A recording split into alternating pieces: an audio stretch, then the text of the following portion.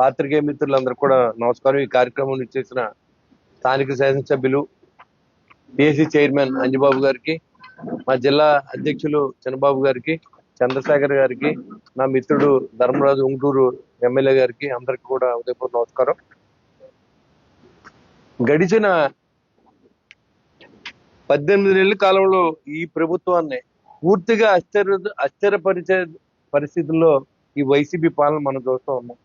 కొన్నాళ్ళు రఫా గంగమ్మ జాతర భయపెట్టి మళ్ళీ మేము వస్తే మీ సంగతి చూస్తాం అనే విధంగా మాట్లాడినటువంటి మూర్ఖులను కూడా మనం చూసాం.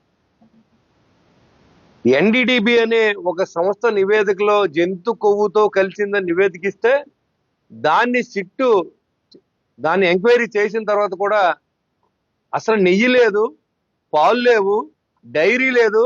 కొన్ని కంపెనీలకి వాళ్ళు దాంట్లో కంపెనీలు ఎలిజిబిలిటీ ఇచ్చి ఆ కంపెనీలతో 60 లక్షల లీటర్ల నెయ్యిని 233 కోట్ల విలువైన ధనాన్ని వెంకటేశ్వర డబ్బుని దోచారన్న విషయాన్ని ఇవాళ సిట్టు చెప్తే అదిగో నెయ్యి కలవలేదు కదా మమ్మల్ని అన్నారని చెప్పుకుంటే సిగ్గులేదా అని అడుగుతున్నా మీ అందరికీ. అసలు నెయ్యి కలవడం ఏంటి? అసలు వెంకటేశ్వర స్వామి ఇచ్చే ప్రసాదంలో కల్తీ కలపడం ఏంటి? అసలు కల్తీ అన్న సహజమని సకల శాఖ మంత్రి సజ్జల రామకృష్ణారెడ్డి మాట్లాడుతూ ఉంటారు. లోతైన విచారణ జరిపించమంటే అంతకుముందు దానికి ఏమి సంబంధం లేదని చెప్తా ఉన్నారు. జంతువు కలిసిందా లేదనేది నిర్ధారణ చేయడానికి మరికొన్ని సంస్థలు కూడా ఇవాళ ఇవ్వడం జరిగింది. జంతువులు కొవ్వే కాదు, మానవ ప్రాణాన్ని వాళ్ళకి ఎంటుకు ముక్క కింద భావించేటువంటి ప్రభుత్వం వైసీపీ ప్రభుత్వం. దానికి చాలా ఉదాహరణలు ఉన్నాయి. వాళ్ళ గొడ్డల వేటిని మీరు ఎలా మార్చేశారో మీరు చూసారు కదా. హార్ట్ అటాక్ కింద మార్చేసినటువంటి ఆ ప్రభుత్వంలో అప్పటి ముఖ్యమంత్రి గురించి మనం ఎంత మాట్లాడుకున్నా తక్కువే. వాళ్ళ జంగారెడ్డిగూడలో కల్తీ కలిసి ఎన్ని ప్రాణాలు పోయినాయో మీకు తెలుసు. ఇలాంటి కల్తీలు కలిపితే దీంట్లో కెమికల్స్ కలిపి ప్రజలకు ప్రాణాన్ని హాని కూడా లేకుండా మీరు కల్తీ చేసి నెయ్యి ఇస్తే దానివల్ల ప్రాణాలు పోయిన వాళ్ళు ఎవరో మీకు చెప్పుకుని ఉంటారు. ప్రసాదం తిని పోయినప్పుడు కూడా హార్ట్ అటాక్ అని ఇంకోటని అనుకుని ఉండొచ్చు. మీకు ప్రాణం అంటే విలువ లేదు. ఇవాళ పవన్ కళ్యాణ్ ఏం మాట్లాడలేడు, చంద్రబాబు నాయుడు ఏం మాట్లాడలేడు. మీ సిగ్గులేని మాటలు మాట్లాడుకుంటే ఇవాళ సిట్ రిపోర్ట్ ఏం తేల్చింది, ఎన్డీడీబీ రిపోర్ట్ ఏం తేల్చింది, అసలు మీరు ఎక్కడ కొన్నారు, అసలు వాళ్ళకి డైరీ ఉందా, ఎన్ని లీటర్ల పామ్ ఆయిల్ కలిపారు, ఎన్ని లక్షల కిలోల దీంట్లో కెమికల్స్ వాడారు అనేది కూడా ఇవాళ సిట్ రిపోర్ట్ లో మీకు ముందు తేటతెల్ల చేయబోతా ఉన్నాం. ఇప్పుడు ఓ పక్కన 5 సంవత్సరాల పాటు లూటీ చేసిన రాష్ట్రాన్ని గాడిలో పెట్టడానికి ఇప్పుడు ముఖ్యమంత్రి చంద్రబాబు నాయుడు గారు కానీ, అదేవిధంగా ఉప ముఖ్యమంత్రి పవన్ కళ్యాణ్ గారు కానీ, లోకేష్ గారు కానీ అందరూ కూడా ఎంతో కష్టపడి అన్ని చోట్ల కూడా ఈ యొక్క లోటు బడ్జెట్ ను పూడ్చుకుంటూ అన్ని ఒకటొకటిగా పనులు చేసుకుంటూ వస్తే ప్రభుత్వాన్ని గాడిలో పెడితే ఇవాళ మళ్ళీ మీరు తిరిగి మేము వచ్చేస్తా ఉన్నారు, లేకపోతే మీరు వచ్చి ఏదో చేసేస్తా ఉన్నారు. ఆ ఏదో చేసేస్తాం అనేది మొదలు పెడితే మీరు ఎవరో ప్రెస్ మీట్ పెడితే కూడా ఉండరు. అది మీరు గుర్తు చేయొద్దు. మాకు ఏది చేయాలని మేము కూడా చేయగలం. మీరు రాక్షస రూపంలో ఉన్నప్పుడు మిమ్మల్ని అందరం చూసాం మేము. ఇవాళ మీరు ఇంకేం చేయలేరు, ఆ రూపం పోయింది. ఇవాళ పూర్తిగా మీరు నాశనం అయ్యారంటే దానికి కారణం కలియుగ దైవం వెంకటేశ్వర స్వామి అనే విషయాన్ని నేను ఖచ్చితంగా చెప్పగలుగుతాను. ఎందుకంటే 150 ఐదు తీసేస్తామంటే మధ్యలో 30 సంవత్సరాలు సీఎం అని చెప్పుకున్నారు మీరు, 170 సీట్లు మాయని చెప్పుకున్నారు ఎలక్షన్కే. మీకు బొంకుతో అలవాటైంది.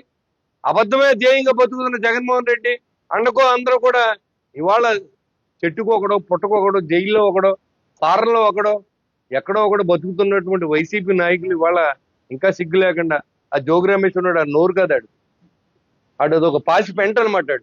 ఆడు ఏం మాట్లాడుతున్నాడు ఆడికి తెలియదు. అంటే ఆడు ఈడు అంటాడు, మళ్ళీని వెధవని కూడా తిడతాడు. ఇవాళ అమ్మటి రాంబాబు మాట్లాడాడు. అది చాలా అన్యాయం జరిగిపోతుందంట. ఇక్కడ ముద్దగడ పద్మనాభం గారు ఒక ఆయన కాపులేటర్ గా చెప్పుకుని ఆయన రెడ్డి గారు, ఆయన ఒక లేఖ రాశాడు. ఇమీడియట్ గా ఇదంతా పరిపాలన మార్చేయాలి, కాపులకు చాలా అన్యాయం జరిగిపోతున్నారు. కాపులకు నువ్వేం చేసావు, ఎంతో యాజిటేషన్ చేసావు, మీ వెనకాల తిరిగి కాపులకు ఏం చేసావు?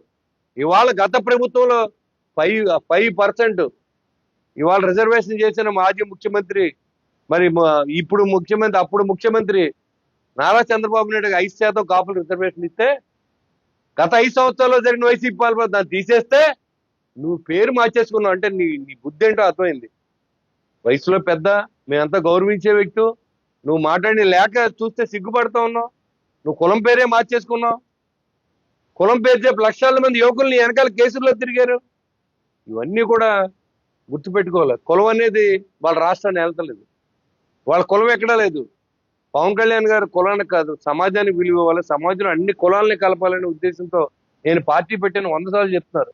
చాలా మంది ఆయనకి రంగేస్తారు, లేకపోతే కాపోడో పెరసం ఎందుకు పెట్టాలి, కాపోడి మీద కాపోడి ఎందుకు పెట్టాలి, ముద్రగడ పత్రం ఎందుకు బయటకు వచ్చారు ఇవాళ?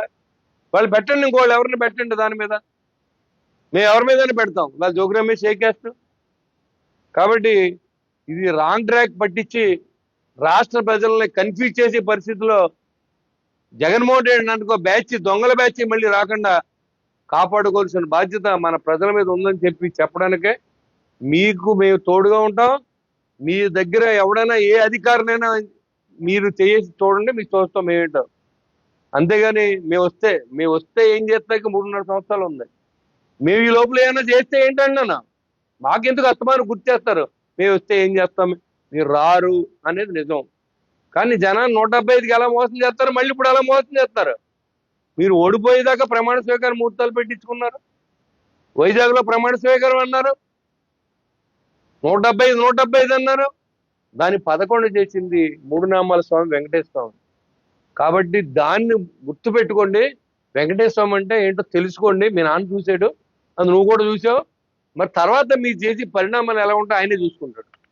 కాబట్టి ప్రజలందరూ ధైర్యంగా ఉండండి. మన కలియుగ దైవం వెంకటేశ్వర స్వామి ఉన్నాడు ఏంటి, అదేవిధంగా పవన్ కళ్యాణ్ గారు ఉన్నారు, జన సైనికులు ఉన్నారు, వీర మహిళలు ఉన్నారు, తెలుగుదేశం పార్టీ నాయకులు ఉన్నారు, బీజేపీ నాయకులు, నరేంద్ర మోడీ గారు ఉన్నారు మన వెనకాల.